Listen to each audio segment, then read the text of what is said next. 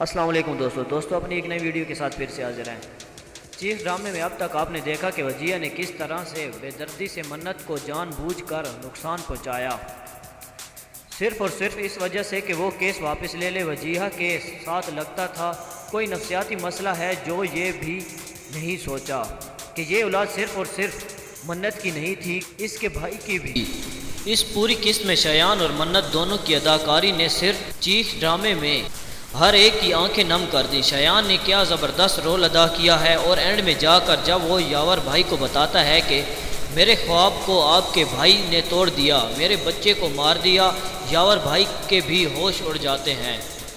چیخ ڈرامے کی اگلی قسط میں آپ دیکھیں گے کہ حیا یاور کے پاس آ کر وجیہہ کے اس گھٹیا حرکت پر روتی ہے، جس پر وہ اسے کہتے ہیں کہ اسے کہو اپنا سامان پیک کرے۔ وجیہہ غصے میں اپنا سامان لیتا ہے اور گاڑی میں لے کر نکل جاتا ہے۔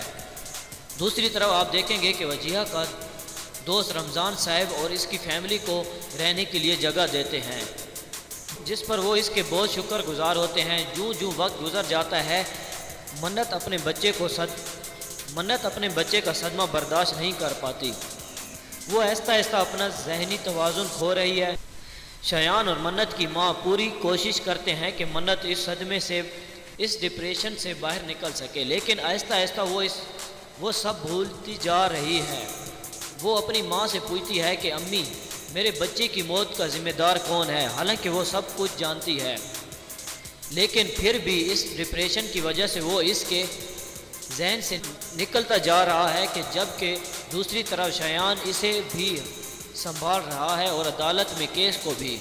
عدالت کے فیصلے کے مطابق اس پولیس والے کو بلایا جاتا ہے جس نے نیاب کا بیان لیا تھا، اور وہ ایسا خبیث رشوت خور نکلا، حلف اٹھانے کے باوجود بھی جھوٹا بیان سناتا ہے کہ نیاب نے بتایا تھا کہ حالات سے مجبور ہو کر میں نے خود کو چھت سے گرا دیا ہے۔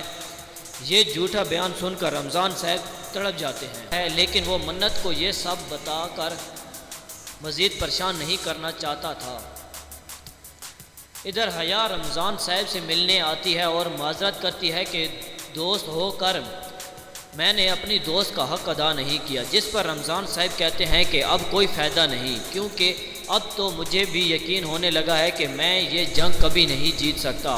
حیا انہیں تسلی دیتی ہے کہ آپ پریشان مت ہوں، سب ٹھیک ہو جائے گا۔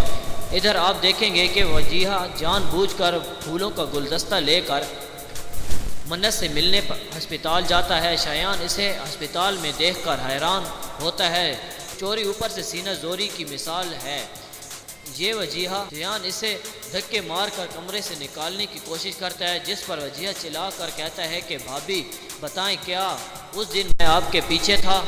منت اپنی ماں کا ہاتھ پکڑ کر یاد کرنے کی کوشش کرتی ہے کہ اس دن میرے پیچھے ایک گاڑی تھی، ہارن کی آواز آئی اور کچھ دیر بعد ایک چیخ کی۔